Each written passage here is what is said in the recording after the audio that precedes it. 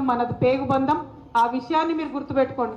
ఎందుకంటున్నా అంటే పడ్డటువంటి కష్టాలు ఉద్యమంలో వేరే వాళ్ళకి అర్థం కావు. ఆనాడు ఆకలితోని కడుపు కట్టుకొని చేసినటువంటి ఉద్యమం. ఒక్కొక్క పిల్లగాడు చచ్చిపోతుంటే వాళ్ళ ఇంటికి వెళ్ళి వాళ్ళ తల్లుల్ని ఓదార్చి వాళ్ళ దుఃఖాన్ని మనం కూడా చూసినటువంటి ఉద్యమం మామూలు ఉద్యమం కాలే. ఇవాళ కాంగ్రెస్ పార్టీ ఉన్నది, ఇక్కడ కాంగ్రెస్ పార్టీ నాయకులు ఉన్నారు. ఒక్క మాట ఆలోచించాలి. 2004లో చచ్చిన పీనుగులాగా ఉండే కాంగ్రెస్ పార్టీ, దాన్ని మనం బీఆర్ఎస్ తోని పొత్తు పెట్టుకుంటేనే వాళ్ళు రాష్ట్రంలో అధికారంలో వచ్చిర్రు, కేంద్రంలో అధికారంలోకి వచ్చారు. ఏమని చెప్పారు మనకు? 2004లోనే మేము మీకు ఇచ్చేస్తాం తెలంగాణ అని చెప్పారు. కానీ 10 సంవత్సరాలు మనని ఏడిపించి అరిగోస పెట్టి వందలాది మంది మన బిడ్డల్ని పొట్టన పెట్టుకున్నాక తెలంగాణ ఇచ్చిరు తప్పితే ఉట్టిగా ఇయ్యలే. ఇప్పుడు కూడా వాళ్ళ పరిస్థితి అట్లే ఉంటుంది, ఇప్పుడు కూడా వాళ్ళ ఆలోచన అట్లే ఉంటుంది. ఎందుకంటే చేస్తామని చెప్తారు, గద్దెనెక్తారు, తర్వాత మోసం చేస్తారు. సో మిమ్మల్ని కోరేది ఒకటే, అటువంటి కాంగ్రెస్ నుండి, ఇందాక ఒక తమ్ముడు మంచిగా అన్నాడు, కాంగ్రెస్ అంటే కరువు వచ్చినట్టే, కాంగ్రెస్ అంటే కరువు ఇచ్చినట్టే అన్నారు. అటువంటి కాంగ్రెస్ నుండి తెలంగాణను కాపాడేటటువంటి బాధ్యత ఇగో మనకే ఉంటుంది. గులాబీ కండువా కప్పుకున్న వాళ్ళకు నిజంగా మనకు నష్టం కొంత జరిగి ఉండొచ్చు, కొంత అవమానం జరిగి ఉండొచ్చు, అనుకున్న విధంగా గుర్తింపు రాకపోయి ఉండొచ్చు. కానీ మన కళ్ళ ముందే మన తెలంగాణ ఆగమైతుంటే చూస్తూ ఊరుకుంటే మనకు వాళ్లకు పెద్ద తేడా ఏముండదు. కాబట్టి ఒక్కసారి మళ్ళీ పిడికిలు బిగించాలి, కొత్త ఉత్తేజం తెచ్చుకోవాలి. ఎవరికి చేతనైన పని వాళ్ళు, ఆన్లైన్ చేతనైతే ఆన్లైన్, ఆఫ్లైన్ చేతనైతే ఆఫ్లైన్, ఎవరు ఎక్కడ ఏం చేయగలిగితే అది. ఈ కాంగ్రెస్ ప్రభుత్వానికి వ్యతిరేకంగా ఖచ్చితంగా మనందరం కూడా ప్రజల్ని సమీకరించాల్సినటువంటి అవసరం ఉన్నది.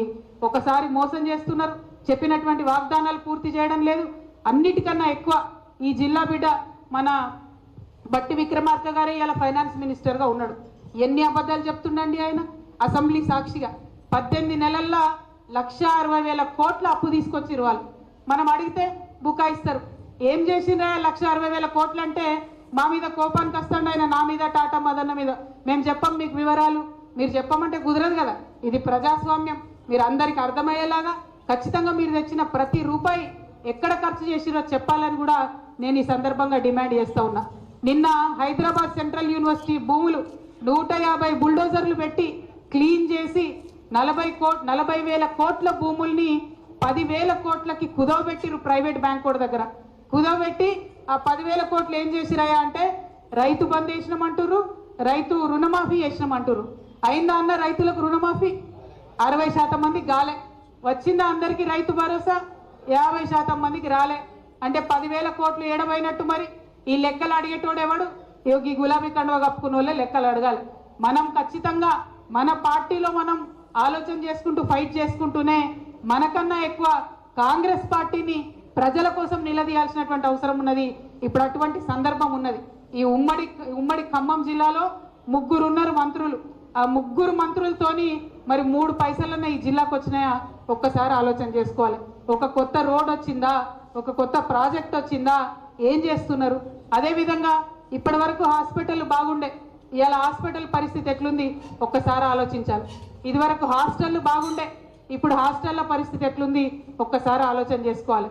ఇదివరకు మనం ఏదైతే పెన్షన్ ఇచ్చినామో మళ్ళీ అదే పెన్షన్ వాళ్ళు ఇస్తున్నారు. రూపాయి పెంచింది లేదు, పెట్టింది లేదు.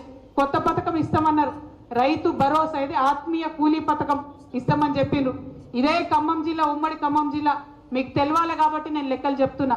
2.5 లక్షల మంది రైతులుంటే 4,25,000 మంది రైతు కూలీలు ఉన్నారు. మరి వాళ్ళు ఇస్తామన్నటువంటి భరోసా పథకం ఎంతమందికి ఇచ్చిరని చెప్పి నేను ఇవాళ పొంగులేటి శ్రీనివాసరెడ్డి గారిని, బట్టి విక్రమార్క గారిని, తుమ్మల నాగేశ్వరరావు గారిని చాలా డైరెక్ట్గా మర్యాదపూర్వకంగా అడుగుతా ఉన్నా. మీరు ఇస్తామన్న భరోసా పథకం, కూలీ భరోసా పథకం మీ జిల్లాలోనే మీరు ఎంతమందికి ఇచ్చిండ్రు? ఎందుకు ప్రజల్ని మభ్యపెడతా ఉన్నారు? ఎందుకు మోసం చేస్తూ ఉన్నారు? ఈ అంశాలన్నిటి పట్ల కూడా మనం ఉద్యమంలో ఎట్లయితే చురుకుగా ఉన్నామో, ఆనాడు కుట్రలు గమనించినాం, ప్రతి ఒక్కటి గమనించినాం. మనం లగడపాటి రాజగోపాల్ ఏం మాట్లాడుతుండో గమనించినాం. ఆనాడు ఉన్నటువంటి నాయకులు వైఎస్ రాజశేఖర రెడ్డి గారు ఏం మాట్లాడిందో గమనించినాం. అప్పుడు ఉన్నటువంటి నాయకులు ఏం మాట్లాడిందో అందరం కూడా గమనించుకున్నాం. మరి ఇవాళ కూడా అదే చేయాలి. వీడు చూడ్డానికి మనోళ్ళలాగా ఉంటాడు, తెలంగాణ వాళ్ళలాగా ఉంటాడు, కానీ పనిచేసేది తెలంగాణకు వ్యతిరేకంగా పనిచేస్తున్నారు. ఆ అంశాన్ని దయచేసి గుర్తించాలి. ఇవాళ మన లోపల మనకున్న అనేక సమస్యలకు మీకు కేసీఆర్ గారికి మధ్యలో వారధిగా నేను నిలబడి ఉంటా. నేను మిమ్మల్ని ఏది అవసరం ఉంటే అది సార్ దగ్గరికి మీ సమస్య నేను తీసుకుపోయి చూపిస్తా. మనం చాలా బలమైనటువంటి పార్టీ, ఇంకా బలంగా ఎదుగుదాం. ప్రపంచంలో మనల్ని ఎవరు ఎదిరించలేనంత బలంగా ఎదుగుదాం. కానీ అట్ ద సేమ్ టైం ప్రజల్ని రక్షించుకోవాల్సినటువంటి అవసరం మనకున్నది. తెలంగాణ యొక్క అభివృద్ధిని కాపాడుకోవాల్సినటువంటి అవసరం మనకున్నది. ఆ ప్రథమ బాధ్యతను మర్చిపోవద్దని కూడా ఇక్కడ ఉండేటటువంటి నాయకులకందరికి కూడా నేను సూచన చేస్తా ఉన్నాను. మీ అందరికీ తెలుసు, ప్రపంచం అంతా ఉంటుంది. అప్పుడైతే ఆ ఈడీ సిబిఐ మొత్తం నా ఫోన్ నంబర్ టీవీలలోనే వేసేసారు. ప్రతి ఒక్కరి దగ్గర నా ఫోన్ నంబర్ ఉంటుంది. ఫోన్ నంబర్ లేని వాళ్ళు ఇన్స్టాగ్రామ్, ఫేస్బుక్, ట్విట్టర్ ఎట్లా అన్నా నన్ను రీచ్ కావచ్చు. మీకు ఏ సమస్య ఉన్నా తీర్చేటటువంటి బాధ్యత నేను తీసుకుంటా. కేసీఆర్ గారి దగ్గరికి మీ సమస్యను నేను వివరించి తీసుకొని వెళ్తా. మీరు నాకు ఒక వాగ్దానం చేయాలి. భద్రాచలంలో ఉప ఎన్నిక వస్తే ఎట్టి పరిస్థితులలో మళ్ళా గిదే గులాబీ జెండా ఎగిరేయాలని చెప్పి మాట మీ అందరి దగ్గర నేను తీసుకుంటా ఉన్నాను.